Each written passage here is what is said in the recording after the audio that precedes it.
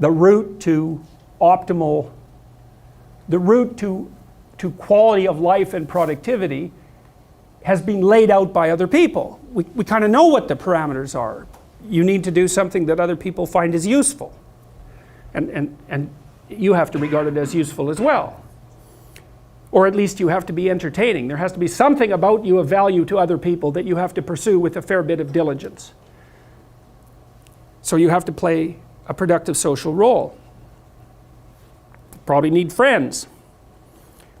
Probably need an intimate relationship. And if it could be medium to long-term intimate relationship, perhaps all the better. That's what most societies hold up as ideal. Could assume, well, there's probably a reason for that. I think one of the reasons is that your life gets fragmented otherwise, badly fragmented, you know, because every time you have a long-term relationship and it fragments, it's like your identity is blown into pieces. You get fragmented across time. It's not good. It breaks you into pieces, and you don't necessarily recover that well. It makes everything much more impermanent and unreliable, all of those things. So it introduces a tremendous amount of uncertainty into your life, and it also means that you don't have anyone around that you can really trust, and that's bad. Because if you have someone around you can really trust, then you have two brains instead of one, and like you probably need two brains to manage your way through life. It's pretty complicated. So you orient yourself towards some good, the highest good that you can conceptualize, and it has to be through a consultation with your ancestors, because you need to do the things that people have always done. And you need to do them properly.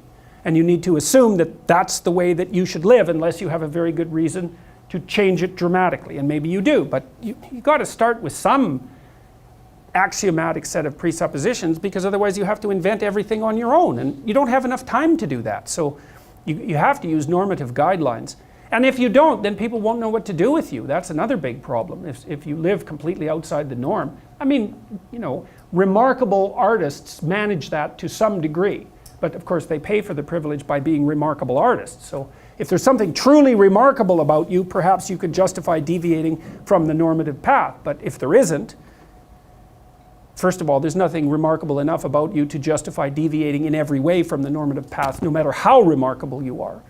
So that's part of the rescuing of the father from the depths, is to reunite yourself with the traditional structures of your community. You can do that in a way that you feel suits your own needs best. But I don't think you can not do it, because it makes you weak. And then you'll drown. All right, so let's say you have oriented yourself, but not perfectly, because you're full of mistakes and errors. So then what do you do? Because you have to fix those errors, but you still have to be oriented. And this is why I started to get interested in the phenomena of meaning as a phenomenological experience, to experience something as meaningful. It's not exactly obvious what that means, to experience something as meaningful. I think that you can approach it obliquely, you know, like if I said, watch yourself for 2 weeks and notice when you're doing something that you regard as meaningful. I could say, well, here's some markers. You lose a sense of time, you lose a sense of vulnerability, you're deeply engaged in it. It seems worth the effort, right? You forget yourself while you're doing it. Maybe you forget your existential concerns while you're doing it. You're not ruminating or obsessing about the meaning of your life. I think there is an alternative. I think it's associated with this idea. So imagine we could have a conflict if we were in a relationship. We could have a conflict that would blow the relationship apart. All right, so we don't want to have that conflict. And then we could have no conflict whatsoever, which means that you would never get to say what you wanted and I would never get to say what I wanted, because we're either identical, which is just not happening, or we're going to have conflict because you're going to want some things that I don't want, and vice versa. So if there's no conflict, we are not in a relationship. All right, so zero conflict is the wrong amount, and conflict that destroys the relationship is the wrong amount. And then you might say, well, okay, what's the optimal amount of conflict? Well, so then we can think about how people respond emotionally. So let's say, if you go after the person that you're arguing with and you say, you're a bad person, And you really make that case. You bloody well hammer it home. You remember 50 things they've done that were bad, and you lay them out. It's like, I'm going to stomp you. You're a bad person. You really need to change. Okay, well, first of all, you're going to meet tremendous resistance, and that's like you've got the hydrogen. You're bringing the hydrogen bomb to the war, right? And maybe, unless you want to destroy everything, maybe that's not the most logical solution. But then by the same token, everything's all right and we never have any conflict. That's not helpful either, and you're going to get bored of that, and you're not going to develop. And so then the question is, well, maybe there's some happy medium here. Maybe you want to be repairing this structure, you know, the structure that goes from micro actions up to higher order conceptualizations. Maybe you want to be updating that on a constant basis.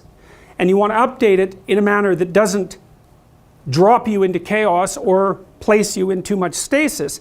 And then the answer is, well, how? Then the question is, how is it that you can calibrate your approach to error so that you get the benefits of doing it without the disadvantage of collapsing into chaos?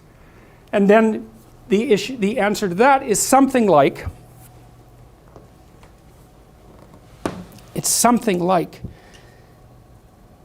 once you have decided to adopt responsibility for being, and we'll say that what that means is that you have conceptualized a good that you're willing to devote yourself to, and I think you're perfectly welcome to do that on an individual basis.